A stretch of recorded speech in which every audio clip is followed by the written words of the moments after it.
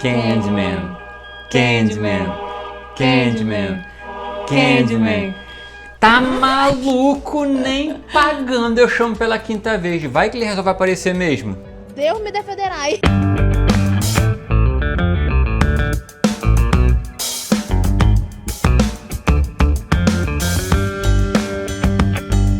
Fala galera, beleza? Tudo bem com vocês? Se vocês não conhecem a gente ainda, eu me chamo Adriana. Eu me chamo Alexandre. E esse é o canal Aqui Tem Spoiler. Hoje o nosso TBT vai ser um pouco diferente. A gente não vai falar sobre aquele nosso filme preferido nostálgico, e sim sobre um filme de terror cult com assassino slash que ele não é muito falado, infelizmente. Então hoje a gente vai falar sobre a origem do Candyman e relembrar alguns momentos do filme de 92. Candyman é uma trilogia, sendo o primeiro filme de 1992, que é o Mistério de Candyman. O segundo foi lançado em 1995, que é Candyman, a Vingança. E o terceiro foi lançado em 1999, Candyman, o Dia dos Mortos. E agora em agosto, mais conhecido como mês que vem, vai ter o remake do Candyman, dirigido por Jordan Peele. E eu estou muito ansiosa porque pelo trailer parece que vai ser assim um filmaço. Mas antes da gente começar a falar sobre o Candyman, eu já quero te pedir para você deixar aquele like para fortalecer a nossa amizade. E quero deixar logo um recado para você que não deixou o like. Se você não deixar o like agora, o Candyman vai aparecer na sua casa. Então, ó, deixa o like. O filme é baseado no livro de Clive Burke, mas nos filmes a história é bem mais aprofundada e lógico que tem a participação do autor nesses filmes. E como a origem de Candyman não é bem explorada no primeiro filme, ele é explorado na trilogia, nós fizemos um compilado da história de origem para contar para vocês e depois nós vamos focar no filme de 92. Então vamos lá para a história de origem de Candyman. Nascido no final de 1800 em Nova Orleans, Daniel Robitaille, mesmo sendo filho de escravos, conseguiu frequentar as melhores escolas. E ele tinha um grande talento para a pintura e foi capaz de pintar e reproduzir quadros com muita qualidade. Nos meados de 1820, Daniel é contratado por um rico fazendeiro para reproduzir a imagem de sua filha, Caroline Sullivan. Porém, os dois acabam se apaixonando e Daniel engravida Caroline.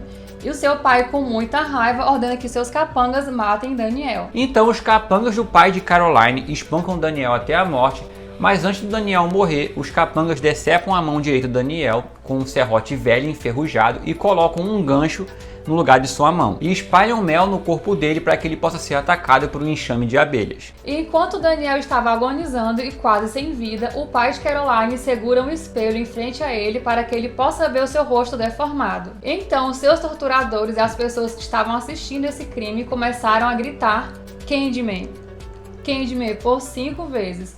E no último grito, Daniel não aguenta, dá o último suspiro e morre. Só que seus torturadores mataram somente o seu corpo e não seu espírito, que ficou aprisionado no espelho de Caroline. Sendo assim, quando qualquer pessoa, em frente a qualquer espelho, pronunciasse seu nome 5 vezes, e ele apareceria para se vingar, já que chamar ele de Candyman era uma humilhação para ele. Então, depois disso, ele virou uma lenda. E essa foi a história de origem de Candyman. Agora a gente vai focar no filme de 1992, que é o Mistério de Candyman, que é sobre essa lenda urbana. E nesse filme a gente acompanha a história de Ellen, uma estudante de sociologia que fica fascinada pela lenda de Candyman e resolve escrever uma tese sobre ele junto com a sua amiga Bernadette. A fim de provar que esse ser não existe, Ellen, sua amiga Bernadette, o invoca chamando seu nome 5 vezes. Candyman, Candyman, Candyman, Candyman, Candyman. Só que de princípio nada acontece. Então elas vão até um local onde ocorreu um bárbaro assassinato e é quando o Candyman aparece. Ele inicia uma série de mortes que recairá sobre Ellen, já que a polícia não acredita em entidades. O filme tem a direção e roteirização de Bernard Rose e conta com os atores Vinnie Madsen como Ellie, Tony Todd como Candyman e Xander Barclay como Trevor e Cassie Lemons como Bernadette. Depois de invocar o nome de Candyman, Ellen começa a ver ele com frequência e sempre que ele aparece ela fica ligada a algum crime, a algum assassinato. O primeiro, ela foi acusada de decapitar um cachorro e sequestrar uma criança. Depois disso, ela é acusada de matar a sua melhor amiga, a Bernadette. Então, ela é internada em uma clínica psiquiátrica e fica à base de fortes remédios.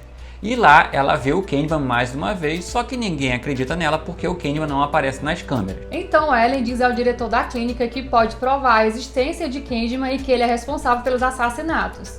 Ela invoca o Candyman e ele aparece, mata o diretor e antes de sair do local, ele fala pra Ellen que vai buscar ela hoje à noite e que ela pertence a ele.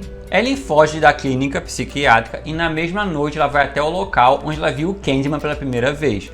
E lá ela vê o Candyman novamente e ele tenta se apoderar da alma da Ellen e mostra sua verdadeira face para ela.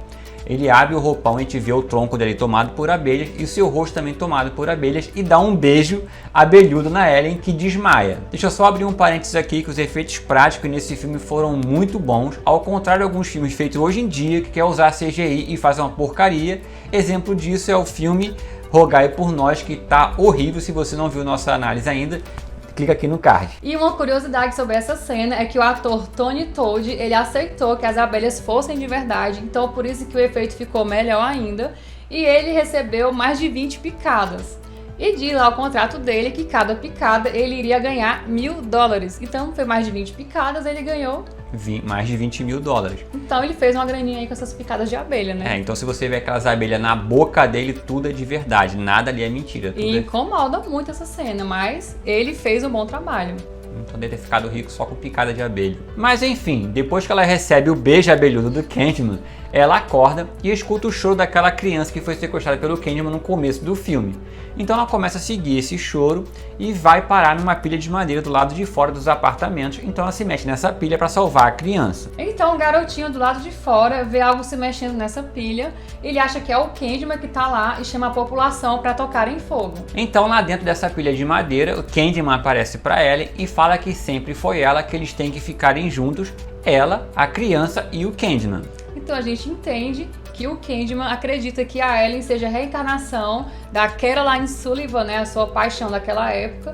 Então ele quer viver na eternidade com a sua família construída, a Ellen, a criança e ele. Porque a Caroline estava grávida quando o Daniel foi morto, então é como se fosse a família dele ali. Só que Ellen consegue fugir de Candyman com o bebê, entrega o bebê para a mãe dele e acaba morrendo na fuga. E aqui a gente vê que o filme tem uma construção bem diferente da mocinha do filme, que a gente está acostumado a ver que ela sobrevive no final. E aqui não, ela morre e acaba virando uma vilã, né? De heroína passa a ser vilã também.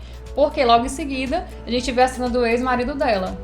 Só que ela virou vilã, sim, mas pra mãe da criança ela acabou sendo uma heroína, porque ela entregou a criança pra ela. Tanto que no funeral dela, todo mundo ali daquela comunidade vai até o funeral dela e joga o gancho no caixão lá, né? Então, assim, foi tipo que enterrando o Candyman junto com ela. Mas nisso também a gente vê porque o Trevor, que é o ex-marido dela, ele tá meio que sentindo falta dela, e ele tá com a sua atual esposa, né? Então ele vai até o banheiro, lá onde tem um espelho, e chama ela 5 vezes, sem saber que tava invocando alguma coisa também.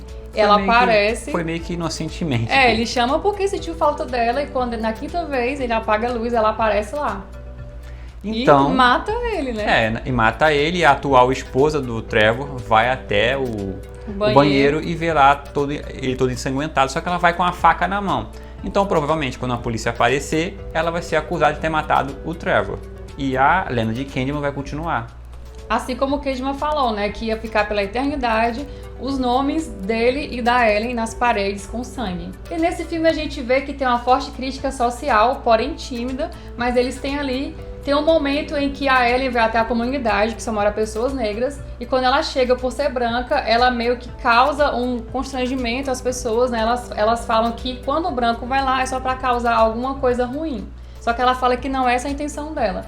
Só que nisso, ela acaba participando de um momento ruim, né? Ela é espancada ali, e nisso a polícia chega e muito rápido resolve o caso, né? Ela até comenta que quando as pessoas negras estão lá, ligam pra polícia e ninguém aparece. Mas como ela é uma pessoa branca, assim que ligaram pra polícia, chegaram e resolveram tudo, até foram pedir pra ela informar qual das pessoas ali cometeram o crime, né? Então, a gente vê ali um pouco da crítica social, não só nesse momento, mas também quando fala ali das camadas, onde as pessoas moram, mais pobres, os negros, né, que são menos favorecidos.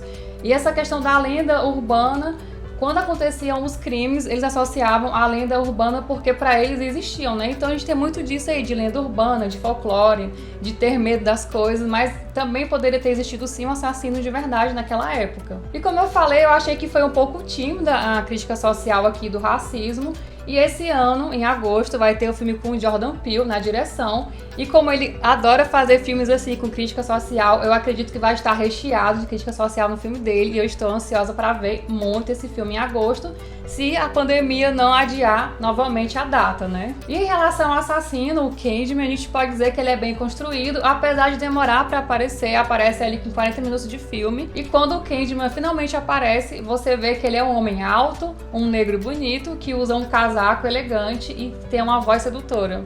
Ele é bem sexy. Então ele é doce, um homem doce.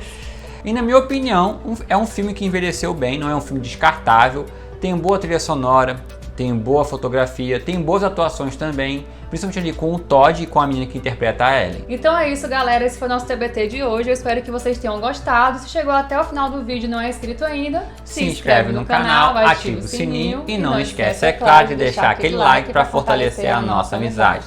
Valeu, galera, até mais e Candyman, Candyman, Candyman, Candyman, fui!